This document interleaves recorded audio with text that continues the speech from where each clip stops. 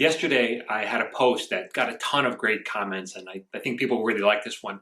It was about how it was about the one trait that screenwriters needed to have, and so many people responded with really kind comments, and that kind of made me feel good. So I thought I'd talk a little more about it. And the post was really about the one trait screenwriters need to have is grit. And I talked a little about how I had this pet project that I couldn't sell, and how that really put me into a funk because I was so sad about it because of all the projects that I wanted to sell. It was really this one because it was so close to my heart. And the feedback that I got from so many people in the position of buying it was that they loved it. It moved them to laughter and tears. They absolutely loved it, but for other reasons, they just couldn't buy it.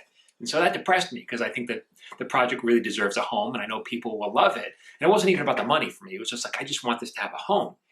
And then I came to the realization that the project is already sold. It just hasn't happened yet. And that one line, I think, really resonated with a lot of people. They really liked that. So I thought I'd talk a little bit more about that. And this next thought is not my original thought, but I'm going to share it anyway.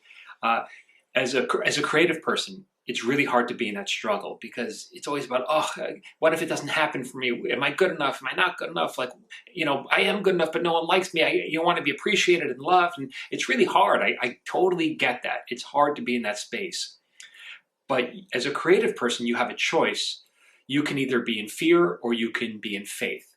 But you can't be in both places. You have to choose. It's one or the other.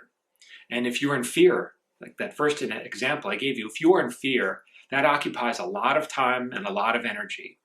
And if you decide to be in faith, then that frees up all that time and energy. And you can put that time and energy into something more productive, into your creativity, into improving your craft. And be honest, improving your craft is really the only thing that you do have control over. And what happens when you improve your craft? Only good things happen. Only good things happen when you get better at what you're working on. So at the end of this video, I'm going to give you a choice.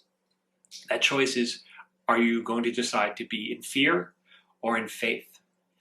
And if you'd like to learn a little bit more about how I stay in faith, I'm happy to share that with you. I have a number of tricks that I use that I think about daily.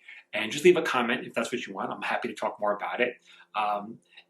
You're welcome to follow me here. Also on Instagram, I post more exclusive content on Instagram. That's at Michael Jamin Writer. Okay, so now it's your turn. You have that moment of truth. You have to decide right now. Are you going to be in fear or are you going to be in faith?